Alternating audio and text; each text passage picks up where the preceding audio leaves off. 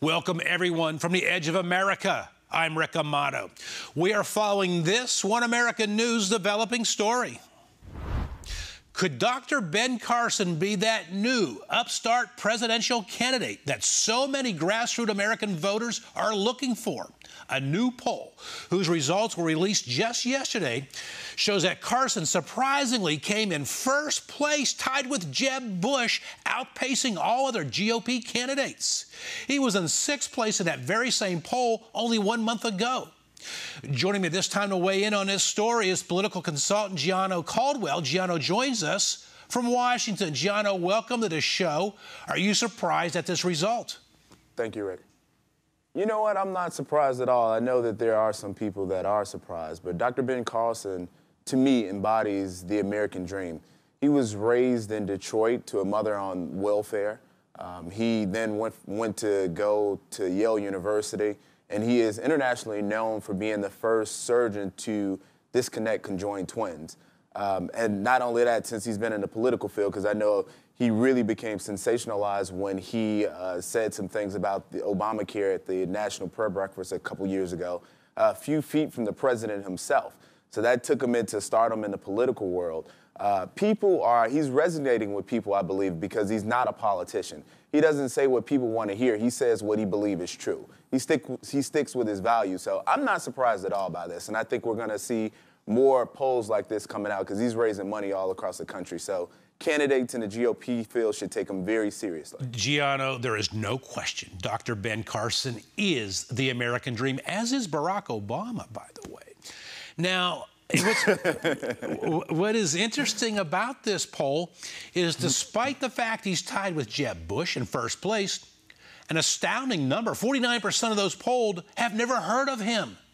So you could make the case, now you're a consultant, you know, correct me if I'm wrong, you can make the case here, could you not, that he has tremendous upside because despite the fact he's in first, an alarming number of people have never heard of him. Or you can make the case, well, you can make the case it's a blip on the chart because he's not getting the message out. Your take on this?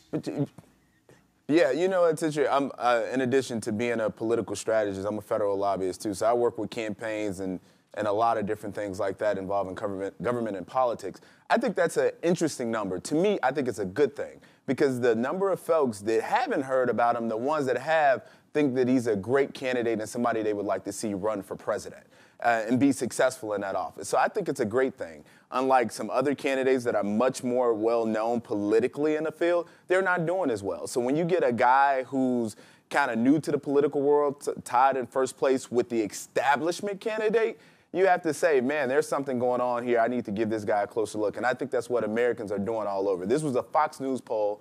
And I think this is going to be really good news for the Carson campaign. You know, Gianno, there's another point I want to make. It's off topic a little bit, but it is related because it's related to something that's in the news. We now know, according to recent polls, Pew Research, that race relations in America are at their lowest level in, unfortunately, over 2 decades.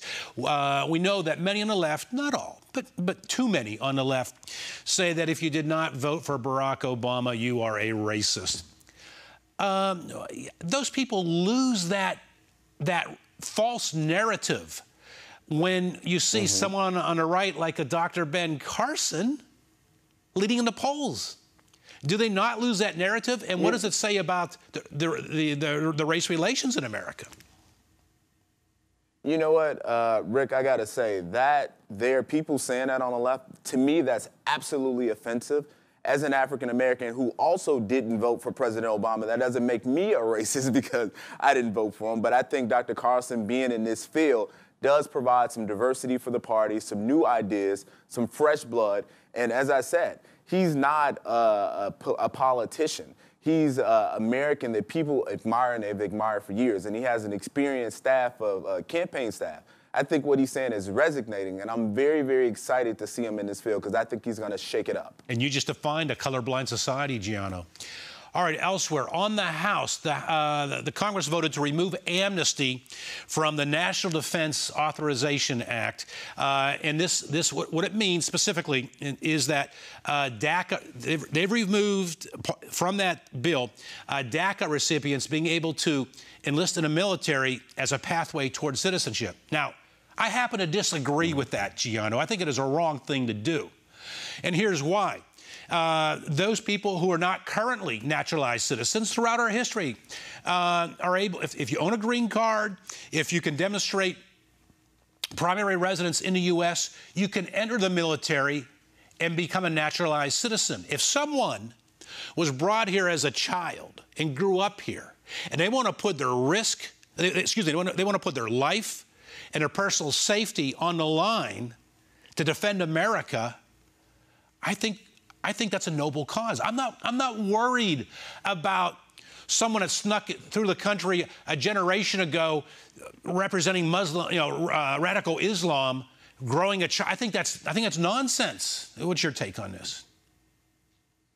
You know, I'm glad you asked that, and I too feel that your point is very relevant and valid, and I'm glad that you said that. I am for legal immigration, which generally consists of coming through the front door and going through the legal process as millions of other immigrants have throughout the years.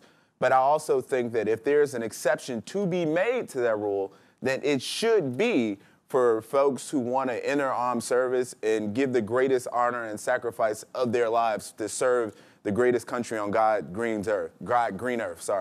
But I think this bill right here, it came very close to passing in the House. It actually passed the Armed Service Committee by 6 votes. There was a Republican that proposed a similar bill to this, and it was also another good bill, but it hasn't been called just yet, so hopefully there's something that happens there. But in this particular bill, it unfortunately died on the House floor by about 19 votes. So you rarely see controversial issues like this, and rather call it a bill, an amendment to the National Defense Authorization Act. You rarely see instances like this where you get so much bipartisan support because people want to see those who are willing, as you said, to put their lives on the line to actually be able to serve in our military. So I think this is a good piece of legislation. I think we should come together and provide something like this again very soon. I agree. I think those on the Republican Party, those lawmakers who want this removed from the act are sounding, they're alarmist here. The logic I hear, Giano, what I've heard is that, we don't want someone here in the country illegally or someone in the country who's not a citizen joining the military because they can do all sorts of bad acts, like we saw the Fort Hood incident. That's nonsense to me, because we're talking about people who were brought here as a kid and raised up in America, and we're already doing it. We're already doing it right with non-citizens anyway. So I don't see. I think it's just alarmism. I completely agree with you there, Rick. I think that there comes a time when we need to put politics aside and think about what's best for our country. I know one person said, hey, well, in this amendment, it would give the military 1-for-1. So if an American citizen wants to actually volunteer and an immigrant stands in his place, then that's a slot they can't give up. They would have to give the slot to the illegal immigrant. And I don't think that's necessarily true. And, we have a lot of folks that want to volunteer service. We got to leave it right there, but you bring up a very valid point. I'm glad you snuck that in. I'm glad you snuck that in. All right, a new video shows the last moments and the unnecessary force used on Fort Bliss soldier James Brown. Brown died while in custody. From the Edge of America, I'm Rick Amato. Back after this. Please take it off. Take it off. Take it off. Please take the mask off. I cannot breathe. Brown also begs for water. Can I please have water? You gonna calm down? Yes, sir. I can't breathe. After which he collapses on the floor. Brown is dragged to a wheelchair. From here, Brown's physical condition appears to deteriorate even more, and he is left nude in a cell where he shows shallow breathing and is no longer blinking or being responsive.